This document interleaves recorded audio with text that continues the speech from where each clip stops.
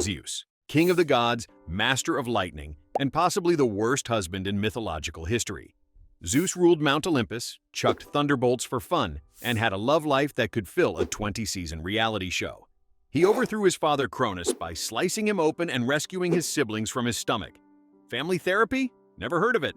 Zeus was the god of sky, law, order, and epic overreactions. You upset Zeus? Expect a natural disaster. The man could not keep it in his toga either. His list of affairs includes mortals, nymphs, goddesses, and the occasional animal transformation. Swan? Bull? Golden shower? Sure, why not? But for all his flaws, he was the ultimate authority on Olympus. Everyone had to answer to him, except maybe Hera, who had her own ways of keeping him in check. Kinda. Sorta. Not really. Hera. Meet Hera, queen of the gods and CEO of grudges. She's Zeus's sister and wife, because Greek mythology didn't care about family trees unless they were full of drama. Hera is the goddess of marriage and childbirth, which is ironic considering her husband was the biggest cheater in history. She didn't get mad at him though. Oh no, she took it out on everyone else, turning mistresses into cows, cursing babies, starting wars. Classic Hera moves. Remember Hercules? Hera basically made his life a living 12-labored hell just because he was Zeus's illegitimate kid. In many myths, Hera is painted as the villain. But let's be honest, if your immortal spouse turned into animals to cheat on you, you'd probably throw a few magical tantrums too. Despite her pettiness, she was powerful, elegant, and not to be messed with.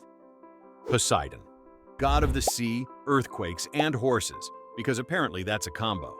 Poseidon was the salty sibling with a trident and some serious oceanic mood swings. He could raise storms, sink fleets, and casually flood entire cities when annoyed. Someone cuts you off in traffic. Poseidon would have tsunamied their entire town. He also created horses, because why not? He once tried to impress a girl by creating the world's first horse. That's a flex. His biggest beef was with Athena over who got to rule Athens. He gave them a saltwater spring. She gave them an olive tree. The people chose her. Ouch. When he wasn't battling sea monsters or making kids with mortals, he liked to shake the earth for fun, hence Earthshaker. So basically, Poseidon was the original surfer god with anger issues and a seafood obsession. Athena. Wisdom, war strategy, and never losing an argument. That's Athena. She popped fully grown out of Zeus's head wearing armor, which might explain both of their temperaments. Unlike Ares, who charged into battle like a rage-filled linebacker, Athena played chess in the middle of a sword fight. She was all brains, no nonsense. Patron of Athens, she won that naming contest. Inventor of cool stuff like the flute and goddess of crafts, she was beloved by mortals, unless they challenged her. Just ask Arachne, who beat Athena in a weaving contest and got turned into a spider for it. Fair? Debatable. On the plus side, Athena didn't do messy affairs, wasn't into drama, and usually showed up with solid advice and a shield called Aegis, which screamed, "Don't mess with me." Basically, if you needed help in battle or homework, Athena was your go-to. Ares. Ares, the god of war and human chaos. Think of him as that guy who joins a paintball game just to hurt people. Ares wasn't about strategy, he was about smashing.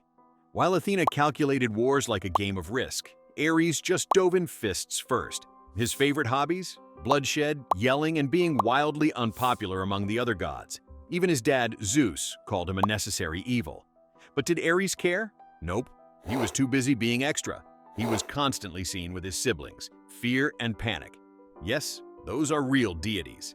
He also had a steamy thing going on with Aphrodite, which created some Olympian-level gossip, especially since she was married to Hephaestus. Ares might have been the muscle of Olympus, but not the brains. Still, if you ever needed someone to punch your problems in the face, he was the guy. Aphrodite, goddess of love, beauty, and every awkward Greek romance plot twist ever. Aphrodite literally rose from the sea foam after Uranus's severed bits hit the water. That's right, romance born from cosmic castration.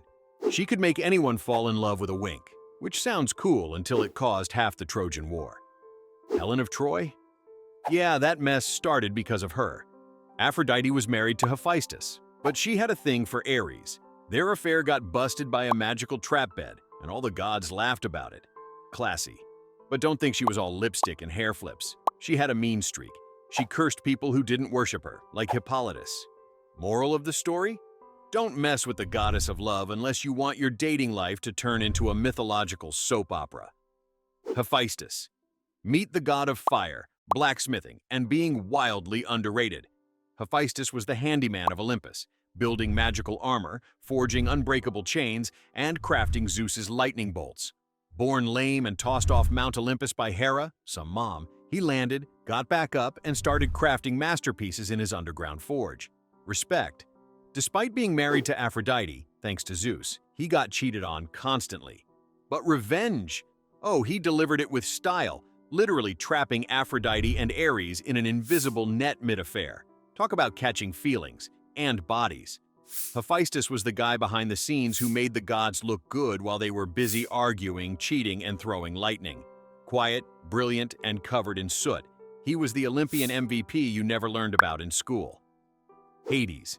And finally, Hades, god of the underworld, ruler of the dead, the goth sibling who didn't get invited to Mount Olympus parties. But let's clear this up. He wasn't evil, just extremely introverted. Hades didn't cause death. He just managed the afterlife, like the world's grimmest HR manager. He got the short end of the stick in the divine lottery. Zeus got the sky, Poseidon got the sea, and Hades got a kingdom full of dead people. He ran it well, though, organized, strict, and weirdly fair. His wife, Persephone, was a part-time kidnap victim, part-time queen, and full-time reason we have seasons. Hades was chill, unless you tried to cheat death or sneak out of his realm. Then he became a whole problem. You could say he was dead serious about his job.